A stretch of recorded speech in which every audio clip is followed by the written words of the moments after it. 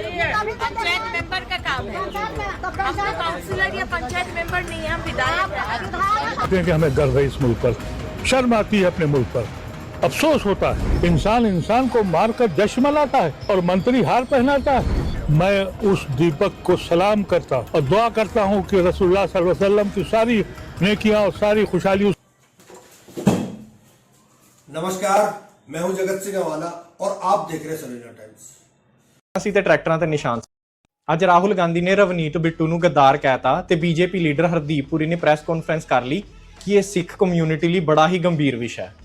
ਸਿੱਖ community ਲਈ ਗੰਭੀਰ ਵਿਸ਼ਾ ਕਿਵੇਂ ਆ ਗਿਆ? ਉਹਨੇ ਸਾਰਿਆਂ ਨੂੰ ਨਹੀਂ ਕਿਹਾ, ਉਹਨੇ ਸਿਰਫ ਬਿੱਟੂ ਨੂੰ ਕਿਹਾ। ਉਹਨੂੰ ਤਾਂ ਮੈਜੋਰਟੀ ਸਿੱਖ ਕਮਿਊਨਿਟੀ ਆਪ ਨੀਚ ਕਹਿੰਦੀ ਹੈ। ਤੇ ਦੂਸਰੀ ਗੱਲ, ਹਰਦੀਪ ਪੁਰੀ ਜੀ, ਜਦੋਂ ਫਾਰਮਰ ਪ੍ਰੋਟੈਸਟ ਚੱਲ ਰਹੇ ਸੀ, ਤੁਹਾਡੀ ਹੀ ਪਾਰਟੀ ਵੱਲੋਂ ਤੇ ਮੀਡੀਆ ਹਾਊਸਿਸ ਵੱਲੋਂ ਫਾਰਮਰਾਂ ਨੂੰ ਆਤੰਕਵਾਦੀ ਕਿਹਾ ਗਿਆ, ਖਾਲਿਸਤਾਨੀ ਕਿਹਾ ਗਿਆ, ਦੇਸ਼ਦਰੋਹੀ ਕਿਹਾ ਗਿਆ। ਕਿਉਂ? ਕਿਉਂਕਿ ਉਹਨਾਂ ਦੇ ਸਿਰ ਤੇ ਪੱਗਾਂ ਸੀ ਤੇ ਟਰੈਕਟਰਾਂ ਤੇ ਨਿਸ਼ਾਨ ਸਾਹਿਬ। ਉਦੋਂ ਨਹੀਂ ਤੁਹਾਨੂੰ ਗੰਭੀਰਤਾ ਯਾਦ ਆਈ ਸਿੱਖ ਕਮਿਊਨਿਟੀ ਲਈ? ਉਦੋਂ ਕਿਉਂ ਨਾ ਤੁਸੀਂ ਆ ਕੇ ਪ੍ਰੈਸ ਕਾਨਫਰੰਸ ਕਰ ਲਈ ਵੀ ਤੁਸੀਂ ਕਿਉਂ ਇਦਾਂ ਕਹਿੰਦੇ ਹੋ ਸਾਰੀ ਕਮਿਊਨਿਟੀ ਬਾਰੇ? ਨੀਚ ਕੰਮ ਤੁਸੀਂ ਆਪ ਕਰੋ ਤੇ ਜਦੋਂ ਫਿਰ ਤੁਹਾਨੂੰ ਕੋਈ ਗਾਲ ਕੱਢੇ ਫਿਰ ਫਟਾਫਟ ਧਰਮ ਦੀ ਚਾਦਰ ਪਿੱਛੇ ਲੁਕ ਜਾਂਦੇ ਹੋ। ਇੰਨੀ ਤੁਸੀਂ ਸਿੱਖਾਂ ਦੇ ਹਮਾਇਤੀ ਹੋ, ਕਿਉਂ ਫਿਰ ਉਸ ਪਾਰਟੀ 'ਚ ਬੈਠੇ ਹੋ ਜਿੰਨੇ ਕਿਸਾਨਾਂ ਨੂੰ ਇੰਨਾ ਗਲਤ ਬੋਲਿਆ ਸੀ? ਲੋਕੀ ਇੰਨੇ ਅੰਨੇ ਨਹੀਂ ਰਹੇ, ਉਹਨਾਂ ਨੂੰ ਵੀ ਦਿਸ ਜਾਂਦਾ ਕਿੱਥੇ ਤੁਸੀਂ ਧਰਮ ਨੂੰ ਆਪਣੇ ਸੈਲਫ ਇੰਟਰਸਟ ਲਈ ਯੂਜ਼ ਕਰ ਰਹੇ ਹੋ। ਤੇ ਇੱਕ ਗੱਲ ਦੱਸੋ, ਇਹ ਬੇਹੂਦਾ ਗੱਲਾਂ ਕਰਨ ਵਾਲੇ ਹੀ ਪੋਲੀਟੀਸ਼ੀਅਨ ਬਣਦੇ ਨੇ ਜਾਂ ਪੋਲੀਟੀਸ਼ੀਅਨ ਬਣਨ ਤੋਂ ਬਾਅਦ ਇਹ ਗੱਲਾਂ ਸਿੱਖ ਜਾਂਦੇ ਹੋ? ਅੱਜ पता ही नहीं है, उन्हें पता ही नहीं ब्राह्मण सबके बाप हैं, वो भी ब्राह्मणों के बच्चे हैं। यही तो शब्द है जिसकी वजह से वो नारे लगा रहे हैं कि ब्राह्मण सबका बाप है। हमारे बाप हैं, ब्राह्मण हमारे बाप, ब्राह्मण दलितों के बाप, सारे पिछड़ों के बाप, इस देश के बाप ब्राह्मण है। तो ब्राह्मण तो रहेंगे, अपने बाप को कोई गाली देता है क्या? उन्हें समझ, जो नारे लगा रहे हैं उन्हें पता ही नहीं है। मिलॉर्ड, मेरे प्रदेश में कानून टूट रहा है। मिलॉर्ड, मेरे यहां लोगों के वोट काटे जा रहे हैं। मिलॉर्ड, आज कानून आपके दरवाजे पर, आपकी चौखट पर दम तोड़ देगा। मिलॉर्ड, आपको इस कानून की रक्षा करनी है। मिलॉर्ड, आपको संविधान की रक्षा करनी है। ये शब्द मेरे नहीं है, ये कल ममता बनर्जी के शब्द है।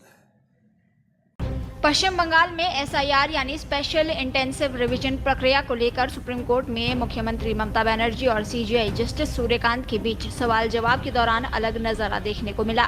ममता की तरफ से कपिल सिब्बल से लेकर कई सीनियर एडवोकेट दलीलें दे रहे थे, लेकिन फिर भी सीएम ममता बनर्जी ने कुछ दलीलें रखने के लिए कोर्ट से मंजूरी मांगी। इसके बाद कोर्ट रूम में जो भी हुआ वो बेहद दिलचस्प रहा। ऐसे बहुत कम मौके होते हैं कि खुद मुख्यमंत्री किसी मामले में अपनी ओर से सीजेआई के सामने दलीलें दे रही हो। सुप्रीम कोर्ट में सुनवाई की शुरुआत में ममता बनर्जी ने बेहद शांत और भावुक लहजे में कहा कि आप सभी सम्मानित जस्टिस से मेरी विनती है, मेरी बात सुनी जाए। जब न्याय दरवाजे के पीछे रो रहा हो तब मैंने कई बार निर्वाचन आयोग को पत्र लिखे हैं। कोर्ट रूम में उस वक्त ममता बनर्जी के ठीक पीछे सांसद कल्याण बनर्जी खड़े थे, जिनसे वो बीच बीच में बांग्ला में बातचीत भी करती दिखी। जैसे ही ममता बनर्जी विस्तार से अपनी बात रखने लगी, चीफ जस्टिस सूर्यकांत ने उन्हें टोकते हुए कहा कि पश्चिम बंगाल राज्य ने याचिका दायर की है। आपकी ओर से देश के कुछ सर्वश्रेष्ठ वरिष्ठ अधिवक्ता यहाँ मौजूद हैं। वरिष्ठ अधिवक्ता कपिल सिब्बल और श्याम दीवान आपकी सभी दलील देख रहे हैं। सीजेआई ने यह भी कहा कि हर समस्या का कोई न कोई समाधान होता है ताकि कोई भी निर्दोष नागरिक बाहर न रह जाए। इस पर ममता बनर्जी ने फिर आग्रह किया कि माननीय मुख्य न्यायाधीश महोदय, मैं कुछ तस्वीरें कोर्ट के सामने रखना चाहती हूँ। उन्होंने कहा कि ये तस्वीरें उनकी निजी नहीं है बल्कि प्रमुख समाचार पत्रों में प्रकाशित हुई हैं और ये दिखाती है कि पूरी एसआईआर प्रक्रिया केवल नाम हटाने के लिए है, नाम जोड़ने के लिए नहीं है। इसके बाद ममता बनर्जी का लहजा कहीं ज्यादा सख्त हो गया। उन्होंने सीधे आरोप लगाते हुए कहा कि पश्चिम बंगाल को जानबूझकर टारगेट किया जा रहा है। चुनाव के करीब एसआईआर के नाम पर वहां के लोगों को निशाना बनाया गया। उन्होंने दावा किया कि इस प्रक्रिया से जुड़े मामलों में 100 से ज्यादा लोगों की मौत हुई, कई बीएलओ ने आत्महत्या कर ली। उत्पीड़न का दोष चुनाव अधिकारियों पर डाला जा रहा है। ममता बनर्जी ने कोर्ट के सामने उदाहरण रखते हुए कहा कि मान लीजिए शादी के बाद कोई बेटी ससुराल जाती है तो सवाल उठाया जाता है कि वो पति की उपाधि क्यों इस्तेमाल कर रही है। उन्होंने कहा कि शादी के बाद ससुराल गई महिलाओं के नाम एक तरफा हटा दिए गए। गरीब लोगों ने फ्लैट खरीदे या घर बदले तो उनका नाम भी कट गया। आधार के साथ अतिरिक्त प्रमाण पत्र मांगे जा रहे हैं। दूसरे राज्यों के निवास प्रमाण पत्र या जाति प्रमाण पत्र मान्य नहीं माने जा रहे। अपने सबसे तीखे सवाल में ममता बनर्जी ने कहा कि अगर ये प्रक्रिया इतनी जरूरी है तो असम और अन्य उत्तरी राज्यों में एसआईआर क्यों नहीं कराया जा रहा, केवल पश्चिम बंगाल को ही क्यों निशाना बनाया गया। उन्होंने आरोप लगाया कि 2 महीने में वो काम करने की कोशिश की गई, जिसमें सामान्य तौर पर 2 साल लगते हैं। ये सब चुनाव की पूर्व संध्या पर किया गया। कोर्ट ने ममता बनर्जी की भावनात्मक दलीलों को दर्ज करते हुए ये संकेत दिया कि मामला राज्य बनाम निर्वाचन आयोग का है। दलीलें वरिष्ठ वकीलों के माध्यम से रिकॉर्ड पर लाई जाएंगी। हर नागरिक के वोटिंग अधिकार की रक्षा सर्वोपरि है। इस मामले में अब सोमवार को सुनवाई होगी।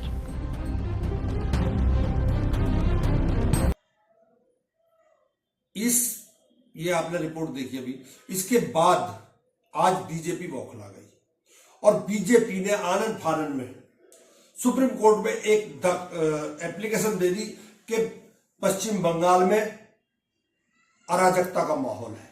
पश्चिम बंगाल में जो बीएलओ है वो पीटे जा रहे हैं। पश्चिम बंगाल से हालांकि कोई ऐसी रिपोर्ट आई नहीं, परंतु बीजेपी तो बीजेपी है, उसने लिख के दे दिया, चुनाव आयोग से लिखवा के दिलवा दिया, चुनाव आयोग ने आज लिख के दे दिया। उसके बाद एक चिट्ठी और उसकी बीजेपी की पोल खुलनी शुरू हो गई। तमाम ट्वीट, तमाम रिपोर्ट निकल कर जब आई तो पता चला कि उत्तर प्रदेश में जहां डबल इंजन की सरकार है वहां किस तरह बीएलओ को डराया जा रहा है, धमकाया जा रहा है। जो यादव ओबीसी मुसलमान वोट है उन्हें काटने का प्रयास, उन्हें काटने का प्रेशर वहां के तमाम बीएलओ पर डाला जा रहा है। क्या क्या इस घटना में क्या क्या हुआ है एक बार ये आप देख लीजिए, और एक देखिए कि बीएलओ के नाम पर सरकारी अधिकारी किस तरह समाजवादी पार्टी की नेता है उनको किस तरह वो धमका रही है। आप ये देखिए एक बार। में एसआईआर को लेकर बोला चुनाव आयोग, हिंसा और धमकियों के सिस्टमेटिक पैटर्न को रोकिए। मतलब हिंसा और धमकी बंगाल में जो बीएलओ हैं और इनके साथ हो रही है। हालांकि बीएलओ ने चिट्ठी लिखा है इनके खिलाफ कि तुम लोग नरक मचा दियो, रोज हमारा जो है ऐप चेंज करते हो, हमको व्हाट्सएप पर आदेश देते हो। बीएलओ ने चिट्ठी लिखी। अब ये सुप्रीम कोर्ट के भी इकबाल पर बहुत बड़ा सवाल है। बीएलओ चिट्ठी इनके खिलाफ लिखते हैं और ये यहाँ बोलते हैं, मतलब बीएलओ कह रहे हैं कि ज्ञानेश हमको मार रहा है और ज्ञानेश कह रहा ममता बनर्जी मार रही। अरे जिसको मार पड़ रही है उससे पूछो ना। ममता बनर्जी भड़का रही है। सुप्रीम कोर्ट से चुनाव आयोग की गुहार, कहा पुलिस एफआईआर नहीं कर रही, हम क्या करें। ठीक है, इसमें बताया। और माइक्रो ऑब्जर्वर जो 8100 माइक्रो ऑब्जर्वर दूसरे प्रदेशों से लगा दिया है उनका उदाहरण दिया है। अब अमेठी में भाजपा जिलाध्यक्ष की गुंडागर्दी देखी। जब महिला बीएलओ ने वोट चोरी में साथ देने से मना किया तो जिलाध्यक्ष ने उन्हें और उनके पति को सरेआम पीट दिया। किसने?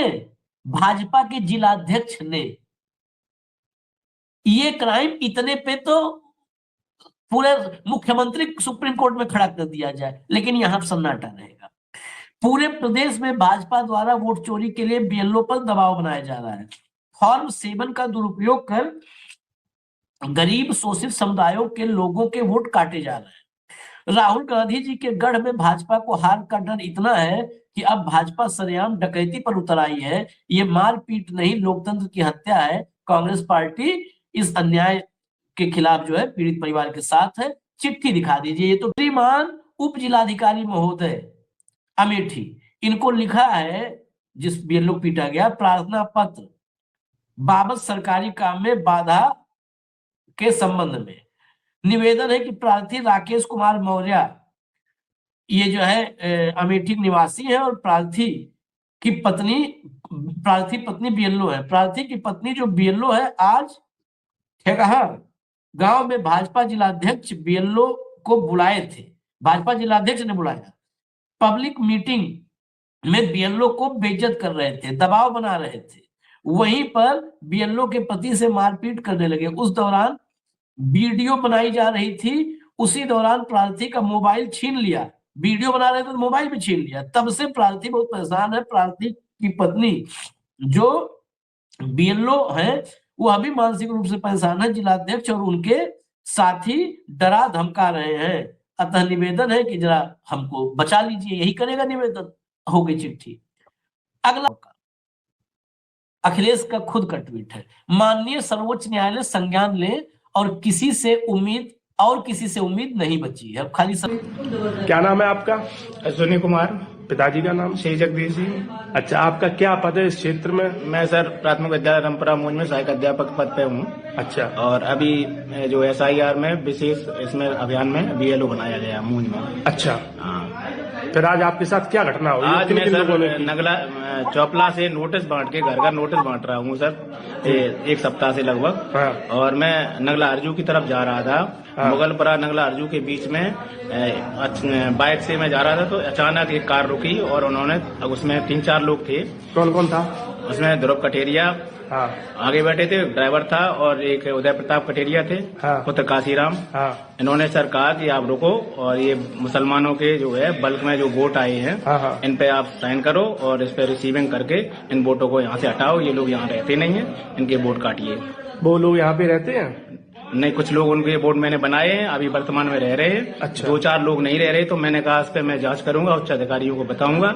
हाँ। और इन्होंने कहा कि नहीं अभी करो, तो मैंने कहा मैंने उसकी फोटो खींच ली। हाँ। तो इन्होंने कहा तुमने मेरी कागजातों की या उसकी सरकारी डॉक्यूमेंट की कैसे फोटो खींची, इसे डिलीट कर। तो इन्होंने धक्का मुक्की की, मुझे जो है साइड पे करते हुए मेरा मोबाइल खींच लिया और मेरा पटक दिया मोबाइल की स्क्रीन टूट गई और मुझे धमकाते हुए बाहर निकले और उन्होंने धक्का मारते हुए मुझे खींच के जो रोड पे ले गए। मैं अकेला था, ये कई लोग थे, तो इन्होंने मुझे जान से मारने की धमकी दी, जूता उतार के माँ बहन की गालियां दी, अभद्रता दी, बदतमीजी, और मुझे धक्का मारते हुए ले गई। अच्छा, जूता भी उतारा? हाँ बिल्कुल, कई बार जूता मारने का प्रयास किया। अच्छा जी। फिर आपने क्या किया? मैं अकेला था, मैं क्या कर पाता, मेरा मोबाइल स्विच ऑफ हो गया। इन्होंने देखिए ये अखिलेश यादव का अगला ट्वीट है, पढ़िए ऊपर से। भाजपा जिस तरह बेईमानी पर उतारू है उसकी हताशा का प्रतीक है। अब क्या फॉर्म 7 का दुरुपयोग करके वो उन 95% लोगों का वोट कटवा सकते हैं जो भाजपा के विरुद्ध एकजुट हो रहे हैं। भाजपा और उसके संगी साथी इसलिए फर्जी दस्तखत करके गुनाह करने का दुस्साहस कर पा रहे हैं क्योंकि उनको मालूम है जब चुनाव हारने के बाद उनके घोटालों का राज खुलेगा तो भी उन्हें जेल ही जाना है। भाजपा के लोग ही भाजपा से हताश होकर मुखबिरी कर रहे हैं। दोषियों के खिलाफ तुरंत दंडात्मक कार्रवाई हो। ये नीचे भारत समाचार ने इस खबर की ब्रेकिंग चलाई है, उसी को अटैच किया है। यहाँ पर फॉर्म 7 का एक मामला पकड़ा गया। वोट कटवाने के लिए फॉर्म 7 जमा किए गए थे। मौके से सैकड़ों की संख्या में यहाँ फॉर्म 7, जिस खबर को बताया, सैकड़ों की संख्या में फॉर्म मिले। फर्जी BLO बनकर फॉर्म बांट दिखा, बहुत सारा जुटाना पड़ा, बहुत सारा है। हाँ, ये देखिए, ये समाजवादी पूजा शुक्ला है, समाजवादी पार्टी की एक्टिव नेता है, महिला। लगातार बूथ नंबर 5 के मतदाताओं की ओर से BLO द्वारा भाजपा के एजेंट के रूप में कार्य करने की सूचना मिल रही है। लगातार BLO द्वारा जाति और धार्मिक टिप्पणी के आरोप भी लग रहे हैं। आज जब हम मौके पर निस्तारण केंद्र पहुंचे तो मौके पर देखा कि बड़े अधिकारियों की उपस्थिति में यह महिला लगातार मतदाताओं से अपमानजनक भाषा व गोली लेकर आओ जैसे वाक्यों का इस्तेमाल कर रही है। ऐसे भाजपाई मानसिकता के लोगों पर तत्काल कार्रवाई की जाए। सेंसिटिव मतदान केंद्र पर ऐसे लोगों को बिठाकर माहौल खराब करने की कोशिश की जा रही है।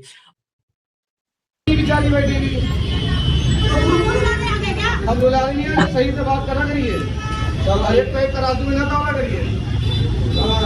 यहाँ गोली लेके आओ, ऐसे नहीं आओ, गोली लेके नहीं आओ, दबानी बोलते नहीं तो आप उनको बोलिए ना कि दोनों लोग आराम से बात करिए, इस तरह से मत बात करिए। आप ये BLO है, वो भी अपना वोटर है, ठीक है, आप थोड़ा सही से बात करो। नहीं तो क्या बोलेंगे, क्या मारेंगे, आप मारेंगे, आप मारेंगे, आगे होश में बात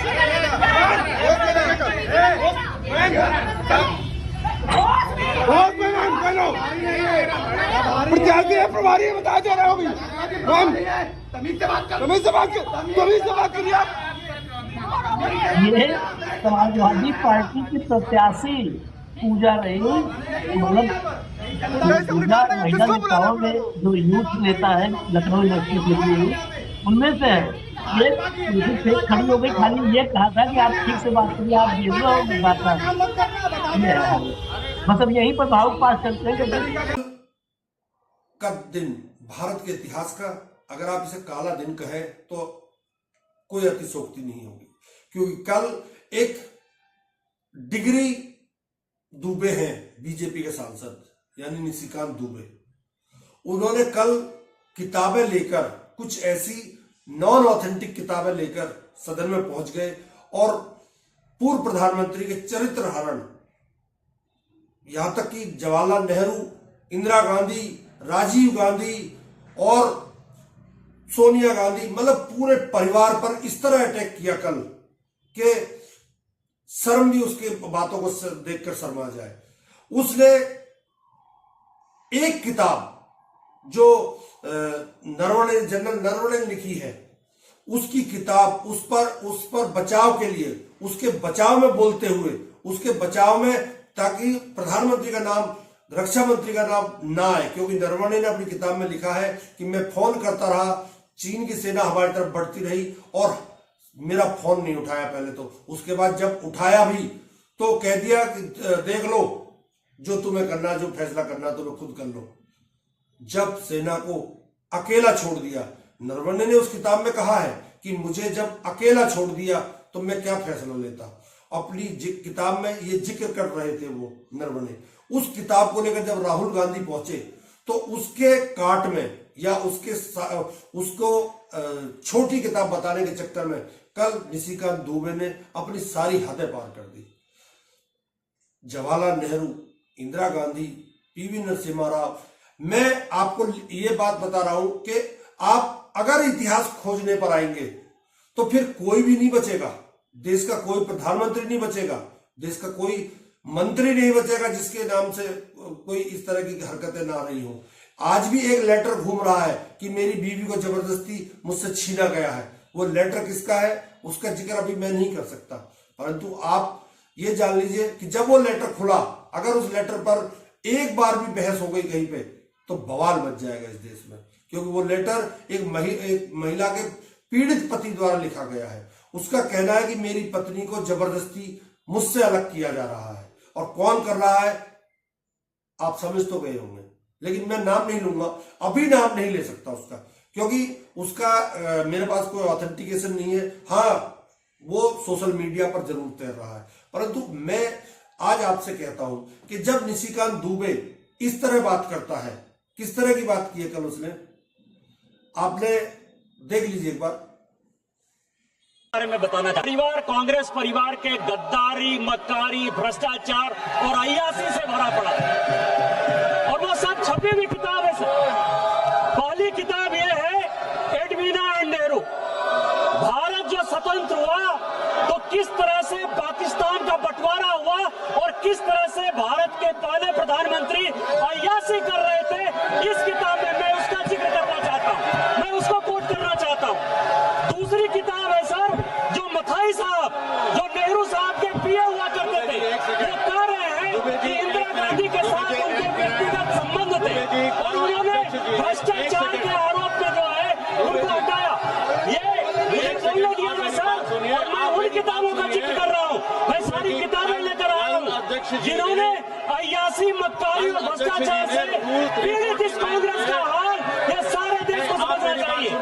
ये किताब है सर, दरिया सारी सोनिया जी की किताब है ये सर, किस तरह से उन्होंने भ्रष्टाचार के आधार पर, किस तरह से भ्रष्टाचार के आधार पर इस सरकार को चलाया और 10 साल तक जो है किस तरह से करप्शन किया। ये इंदिरा जी का किताब है सर, ये इंदिरा जी का किताब है जिसने कि वीरेंद्र ब्रह्मचारी के साथ किस तरह के संबंध थे और डिफेंस डीलर के क्या संबंध थे। जनरल थोरट की किताब है कि नेहरू ने चीन को कैसे दे दिया। ये नेहरू की किताब है कि किस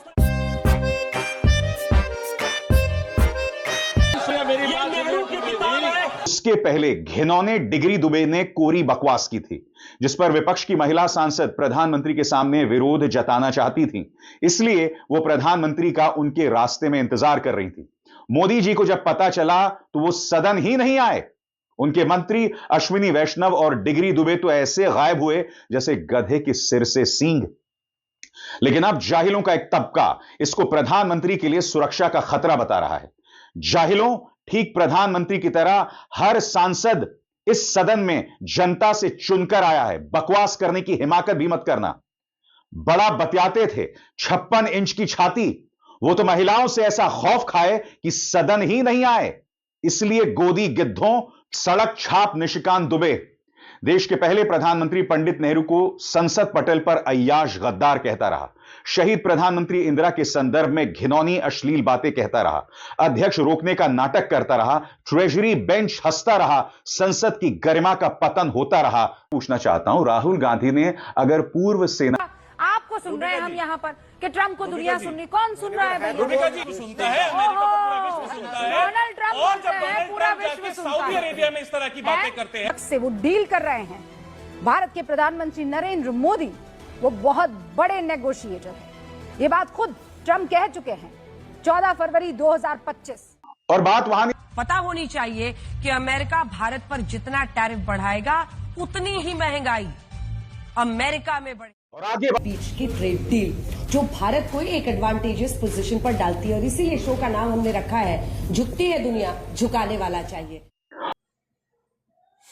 निशिकांत दुबे जैसा जो सांसद है, उस ऐसे सांसद ये वो लोग हैं जो कॉरपोरेट की दलाली करते हैं। ये कॉरपोरेट को की दलाली में इतने मशगूल हो जाते हैं कि ये जब पहलगाम अटैक हुआ था उससे 4 दिन पहले ये अपनी शादी की सालगिरह वही मना रहा था। इसकी शादी की सालगिरह में हजारों की संख्या में सेना के पुलिस के लोग वहां तैनात थे, परंतु जब पहलगाम का अटैक हुआ तो वहां एक भी पुलिस वाला नहीं था। ऐसा है ही निशिकांत दुबे, अरबों रुपए उसने पार्टी में लगाए 7 स्टार में। आप ये देखिए कि जब बीजेपी पर आ पड़ती है तो वो क्या क्या बोल देते हैं। ये बीजेपी के एक विधायक है, इन्होंने अपना बाप ही बदल दिया। ये कह रहे हैं ब्राह्मण सबके बाप है। आपका बाप होगा भैया, हमारा बाप तो ब्राह्मण नहीं है, हमारा बाप तो गुर्जर है। भाई गुर्जर का बाप गुर्जर होगा, दलित का बाप दलित होगा, ब्राह्मण का बाप ब्राह्मण होगा, लेकिन ब्राह्मण को सब बाप मानेंगे, ये कहां की तुक्की बात है। इतना बेकार आदमी है ये नंदकिशोर गुर्जर, ये कुछ भी बोल देता है। आप इससे अंदाजा लगाइए कि राजनीति का स्तर कहां पहुंच चुका है। एप्स्टीन फाइल में पीएम का नाम आ जाता है तथाकथित रूप से।